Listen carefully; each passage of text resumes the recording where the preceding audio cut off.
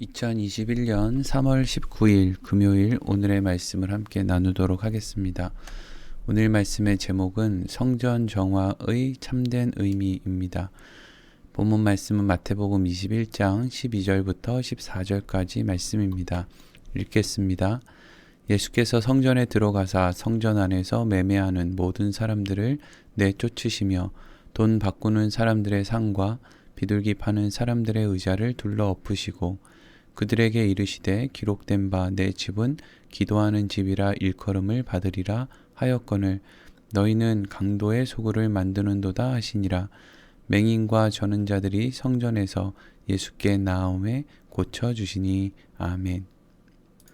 오늘 본문의 말씀은 예수님께서 성전을 깨끗하게 하신 사건으로 우리에게 잘 알려져 있는 말씀입니다. 그래서 이 본문의 말씀을 우리는 예수님의 성전 정화 사건이라고 흔히들 부릅니다.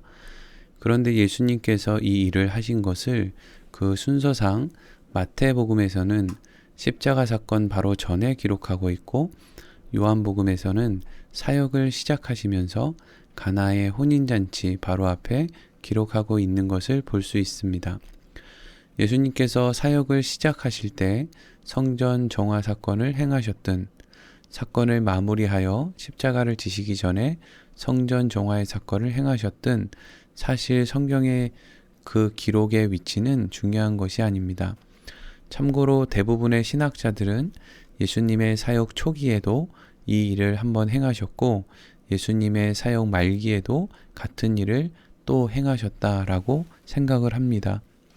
하지만 우리가 분명히 알아야 할 것은 예수님께서 성전 정화 사건을 어느 시점에 몇 번에 걸쳐서 행하셨는가 하는 것이 중요한 것이 아니라 예수님께서 성전 정화 사건을 왜 행하셨느냐 하는 것이 더 중요한 것입니다.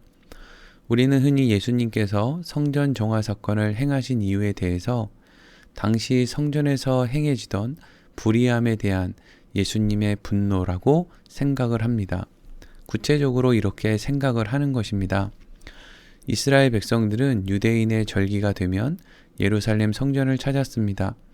그리고 구약에 기록된 몇 년이 지난 흠이 없는 소나 양 그리고 비둘기와 같은 새를 하나님께 예물로 드리는 것으로 하나님 앞에서 자신들의 죄를 깨끗하게 하는 정결 예식을 행하였습니다.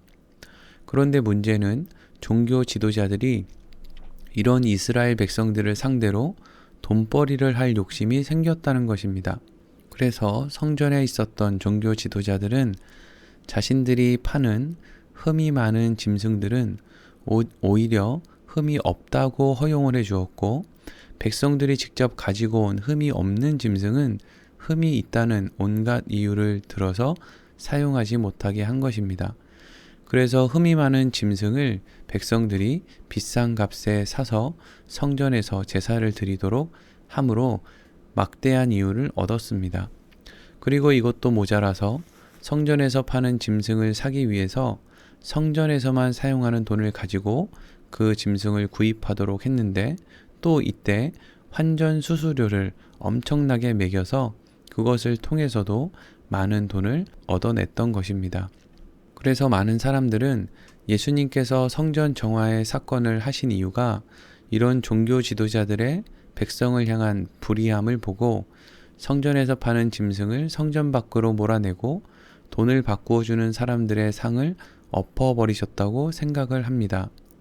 그런데 우리는 중요한 질문을 한 가지 할 수 있습니다. 그렇다면 예수님께서는 이스라엘 백성들이 자신들이 키운 짐승을 가지고 와서 마땅한 제사를 드렸다면 성전 정화의 일을 행하지 않으셨을까요? 종교 지도자들이 흠이 없는 짐승을 팔고 환전 수수료도 자신들의 이익으로 취하지 않았다면 예수님께서는 성전 정화의 일을 하지 않으셨을까 하는 질문입니다. 성경은 이 문제에 대해서 당시 종교 지도자들이 백성들을 상대로 불이한 이익을 취하지 않았다고 할지라도 또한 백성들이 자신들이 키운 짐승을 가지고 와서 마땅한 제사를 하나님께 드렸다고 할지라도 예수님은 성전 정화의 일을 하셨을 것이라고 말하고 있습니다. 왜냐하면 성전 정화의 사건은 불의를 향한 예수님의 분노가 근거가 되는 것이 아니라 성전과 제사, 율법이라는 방법을 통해서 하나님과 연합해야 하는 과거의 모든 제도 자체에 대한 폐기를 선언하는 것이 바로 그 목적이었기 때문입니다. 구약 성경이 말하고 있는 예수 그리스도의 메시아 되심의 증거 가운데 이러한 기록이 있습니다.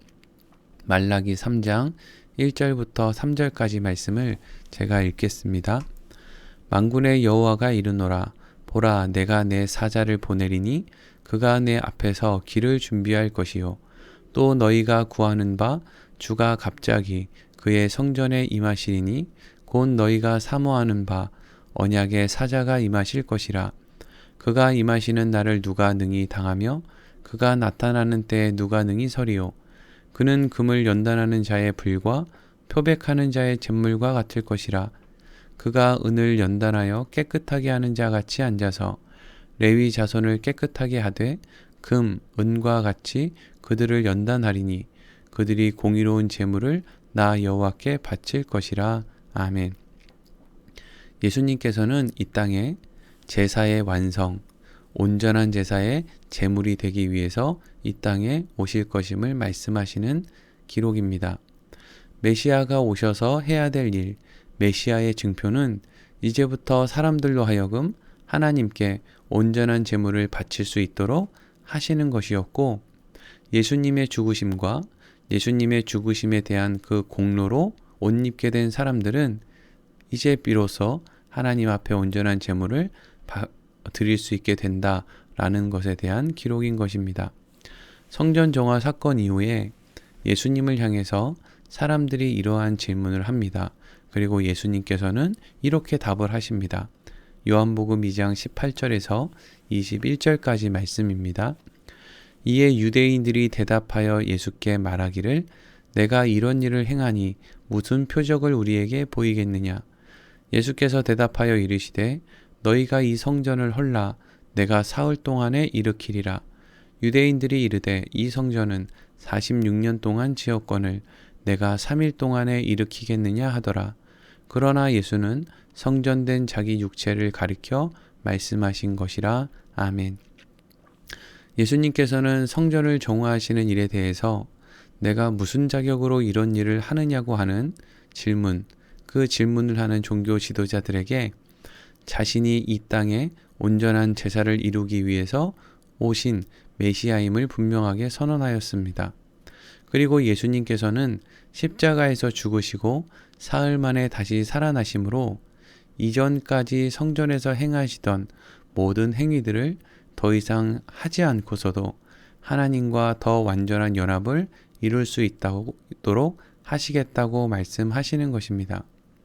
그리고 오늘 본문의 말씀에서도 예수님께서 자신이 이 땅에 메시아로 오신 사건으로 인해 마땅히 일어날 일에 대해서 이렇게 설명을 해주십니다. 마태복음 21장 12절에서 13절입니다. 예수께서 성전에 들어가사 성전 안에서 매매하는 모든 사람들을 내쫓으시며 돈 바꾸는 사람들의 상과 비둘기 파는 사람들의 의자를 둘러 엎으시고 그들에게 이르시되 기록된 바 내 집은 기도하는 집이라 일컬음을 받으리라 하였거늘 너희는 강도의 소굴을 만드는도다 하시니라. 아멘. 예수님께서는 강도의 소굴을 없애고 기도하는 집을 세우기 위해서 성전 정화의 일을 행하신다라고 말씀하셨습니다. 왜 성전이 강도의 소굴입니까? 그것은 단지 종교 지도자들이 부정과 부패를 일삼기 때문에 예수님께서 그러한 말씀을 하신 것이 아닙니다. 율법과 제사, 성전의 기능으로는 인간을 강도 이상으로는 만들 수 없다는 것을 의미하는 말씀인 것입니다. 매년 절기가 되면 하나님께 나와 사람들은 왜 제사를 매번 지내야 합니까? 그것은 아무리 각오하고 결단해도 반복되는 죄를 끊어버릴 수 없기 때문입니다. 심지어 종교 지도자들도 하나님의 말씀을 가르쳐야 할 종교 지도자들도 그들이 가지고 있는 종교적인 힘을 가지고 백성들을 착취했으니 그 누가 반복되는 죄로부터 자유로울 수 있었겠습니까? 여러분, 예수로 사는 사람, 빛과 소금으로 살아야 한다. 하나님의 영광을 위해서 자기를 포기해야 한다. 라고 하는 사람들의 말은 아직 인간이 어떤 존재인지, 예수님이 왜 이 땅에 오셔서 죽으셔야만 했는지 미처 이것을 깨닫지 못한 사람들이 하는 구호에 불과합니다. 인간은 스스로의 힘으로 예수님을 바라보며 살 수 없습니다. 빛으로 소금으로 살아낼 수 없고 하나님의 영광을 위해서 자신의 작은 유익도 포기하지 못하는 어리석고 연약한 존재들인 것입니다. 인간은 기회만 주어지면 예수님을 3번 부인했던 베드로와 같이 예수님을 팔 준비를 하고 있는 자들과 같습니다. 그런데 그런 우리를 향해 예수님께서는 어떻게 하시겠다고 말씀하십니까? 성전을 기도하는 집이라 일컬음을 받게 하시겠다고 말씀하십니다. 그런데 특별히 마가복음 11장에 기록된 오늘 본문과 같은 내용을 기록하고 있는 말씀을 보면 예수님께서는 그냥 기도하는 집이 아니라 만민이 기도하는 집이라 불리도록 할 것이라고 말씀하셨습니다. 예수님께서 말씀하신 만민이라는 것은 당시 스스로를 선민이라고 생각했던 유대인들만을 말하는 것이 아니었습니다.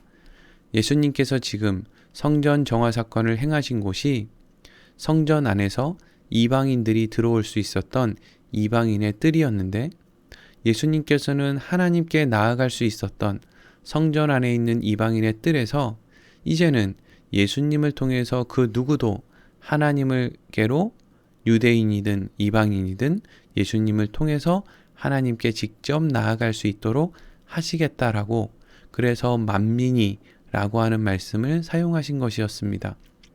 그리고 그 만민이 기도하는 집이 될 것이라고 말씀하셨는데, 여기서 기도하는 집이라는 것은 단지 하나님께 인간의 욕심을 채워줄 것을 애원하는 집을 말씀하시는 것이 아니라 하나님과 온전한 관계, 하나님과의 대화를 의미하는 그 기도를 하는 집을 말하는 것이었습니다. 여러분, 죄가 많은 사람이 어떻게 하나님과 온전한 관계를 맺을 수 있습니까? 예수 그리스도께서 우리의 죄를 덮어주시기 때문에 가능한 일인 것입니다. 사랑하는 성도 여러분, 이것이 예수님께서 행하신 놀라운 구원의 사역이고 이것이 복음입니다. 예수님께서는 이 일을 위해서 이 땅에 오신 것입니다. 결국 예수님께서는 이 땅에 메시아로 오셔서 하나님과 인간의 관계를 온전하도록 하신 것이 예수님의 일이고, 또 하나님의 은혜를 입고 하나님의 택함을 받은 사람들, 그것이 유대인이든 이방인이든 상관없이 그들을 위한 완전한 제사, 완전한 제물이 되어 하나님과 하나님의 택함을 받은 백성들의 관계를 온전하게 만드신 것이 예수님의 메시아로 이 땅에 오셔서 하신 일인 것입니다. 사랑하는 성도 여러분, 예수님께서 이 땅에 오신 이유는 우리의 죄를 드러내시고 우리의 한계 속에서 우리에게 결단과 각오를 촉구해서 죄로부터 우리를 돌이키도록 우리를 격려하기 위해서 이 땅에 오신 것이 아닙니다. 예수님께서 이 땅에 오신 이유는 죄 가운데 사는 사람들을 위해 죽어주심으로 도무지 돌이킬 수 없는 어리석고 연약한 인생들에게 구원의 길을 열어주시기 위해 이 땅에 오신 것입니다. 예수님께서 이 땅에 오시고 또 성전을 정화하신 그 참된 의미를 통해서 구원받은 우리가 얼마나 놀라운 하나님의 은혜를 입었는지를 늘 잊지 않고 살아가는 삶이 되기를 소망합니다. 오늘 말씀을 마치도록 하겠습니다.